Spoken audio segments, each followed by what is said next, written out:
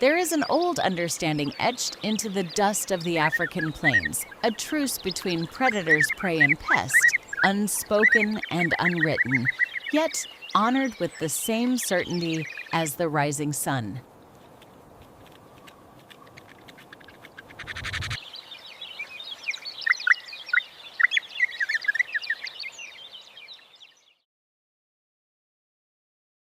Across the open savanna moves the plains zebra, a living pattern of black and white, muscle wrapped in stripes that scatter the eye and confuse the hunt. From afar, it seems whole, self-sufficient, built for nothing but speed and survival. Nothing about its powerful frame suggests vulnerability. Nothing about its watchful eyes hints at a battle it cannot win alone.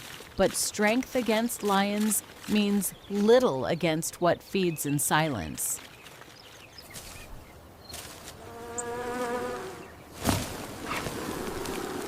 Beneath that striped coat, hidden along the mane, tucked behind the ears, buried deep in the thick hair of the tail, and clinging to the softest folds of skin, ticks and biting flies settle in by the hundreds. They swell on stolen blood, spread sickness, and drain vitality from a body built for the open plain, not for constant self-defense against enemies too small to kick away, too fast to bite, too many to ignore.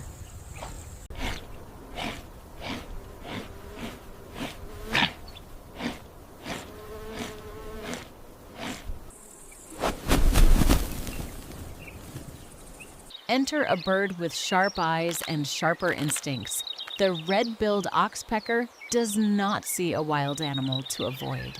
It sees an entire landscape of nourishment, a moving buffet stretched across muscle and hide, patient enough to carry it wherever the herd wanders. Its curved claws lock onto coarse hair like tiny anchors, letting it cling sideways along a moving flank.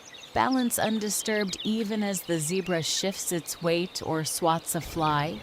Its stiff tail presses against the striped coat for support, the same way it might grip the bark of a tree, and its beak, slender and precise, works like a pair of tweezers guided by instinct alone.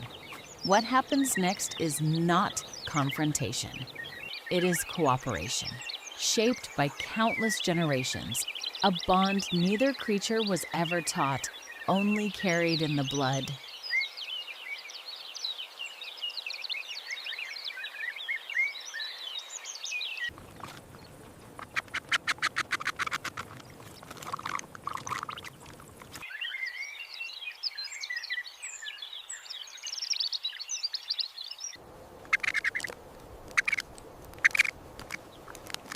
The oxpecker moves fearlessly into the zebra's most guarded places, the delicate skin around the eyes, the base of the ears, the ridge of the spine, even the tender flesh near old wounds and scars.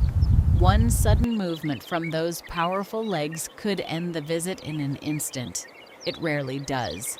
The zebra stands still, ears rotating slowly, tail flicking only out of habit, as though some ancient part of it recognizes that this small weight and gentle plucking is not a threat, but a kind of relief measured in stolen blood. Minute after minute, the work continues under the wide savanna sky.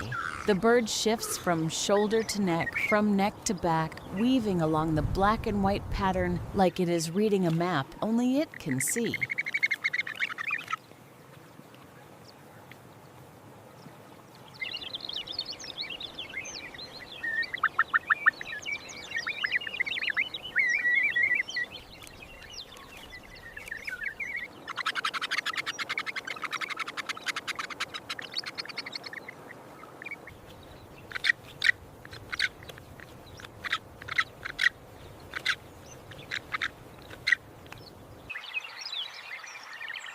Every pause is brief, a quick glance toward the horizon before it dips its head back into the search.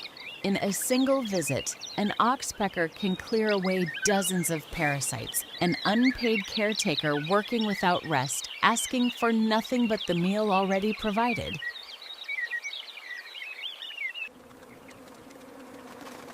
Nearby, other zebras carry their own passengers. Small dark shapes balanced along broad backs, an entire herd quietly serviced by birds too small to be a threat and too useful to be chased away. It is not one friendship, but a pattern, repeated wherever stripes and wings happen to meet.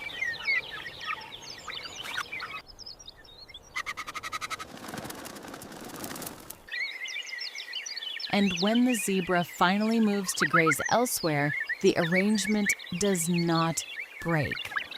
The oxpecker simply rides along, wings folded, perched atop its striped companion, carried toward fresh grass and fresh opportunity, saving its strength for the next place worth exploring. By the time the light begins to soften into evening, something has shifted. The coat that once concealed an army of parasites now shines cleaner beneath the fading sun, each stride a little steadier than before. The zebra moves with ease across the open ground. Unburdened by a fight, it was never equipped to win by itself. In a world ruled by claws and speed, this is a quieter kind of survival, built not on strength or size, but on an agreement carried in instinct between a striped giant of the plains and the small, tireless bird that chose to call it home.